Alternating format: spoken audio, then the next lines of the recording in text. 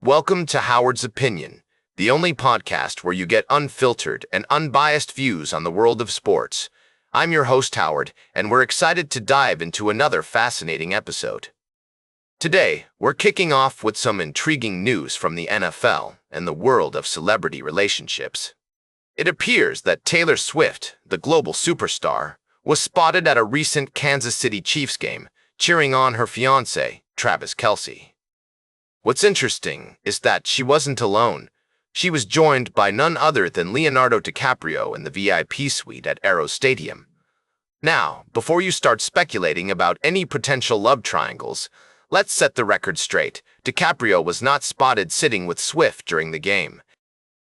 Swift, who has been making low-profile appearances at Chiefs games throughout the season, seemed to be in high spirits as she watched her fiancé take on the Texans. Unfortunately for Kelce and the Chiefs, they ended up losing 20-10.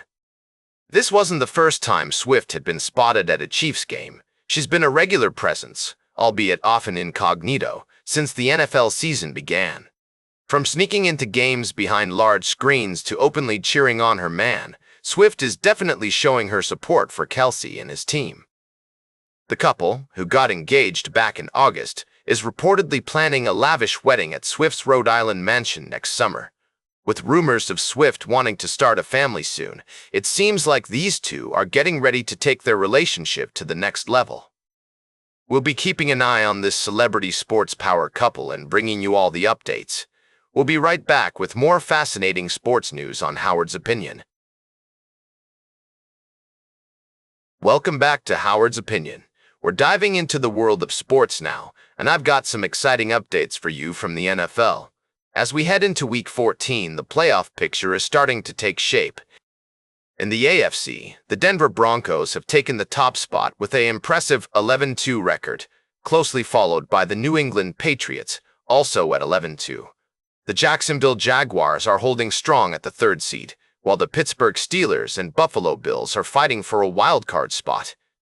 Meanwhile, in the NFC, the Los Angeles Rams are leading the pack with a 10-3 record, with the Green Bay Packers hot on their heels at 9-3-1. The Philadelphia Eagles and Tampa Bay Buccaneers are also in the mix, with the Seattle Seahawks and San Francisco 49ers battling it out for a wild card spot. Now, let's take a look at what the playoff bracket could look like if the season were to end today. In the AFC, the Broncos would receive a bye, while the Patriots would face off against the Texans. The Jaguars would take on the Chargers, and the Steelers would battle the Bills. In the NFC, the Rams would also receive a bye, with the Packers facing the Bears, the Eagles taking on the 49ers, and the Bucs squaring off against the Seahawks. Of course, there's still plenty of football left to be played, but it's getting exciting, folks. The NFL playoff schedule is set, with the wild card round kicking off on January 10-12, followed by the divisional round, and then the AFC and NFC championship games. And finally, Super Bowl LX will take place on February 8th in Santa Clara, California. Speaking of humble thoughts, welcome back to the show, ladies and gentlemen. As we approach the end of today's episode, I'd like to delve into a rather intriguing topic that has been making waves in the NFL. You see, after Week 14, several teams have found themselves officially eliminated from playoff contention. Now, I know what you're thinking. It's not exactly surprising to see some teams struggling, but the sheer number of them is quite striking. As of now, a total of 9 teams have been erased from the playoff picture. This includes the New York Giants, Arizona Cardinals, New Orleans Saints, Las Vegas Raiders, Tennessee Titans, New York Jets, Cleveland Browns, Washington Commanders, and the Atlanta Falcons.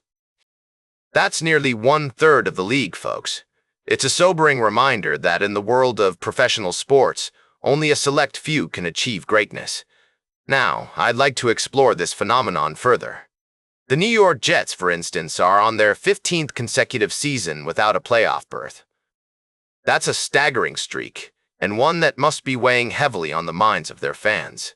And then there are teams like the Cincinnati Bengals and Minnesota Vikings, who are teetering on the edge of elimination. But what does it all mean? Is it simply a matter of poor performance, or are there deeper issues at play? As I always say, the truth is often hidden in plain sight.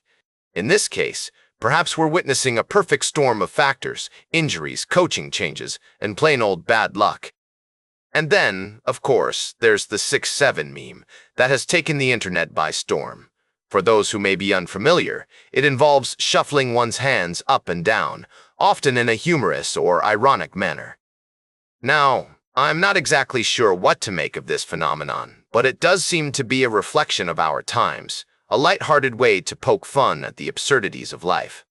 As we wrap up today's episode, I'd like to leave you with some food for thought.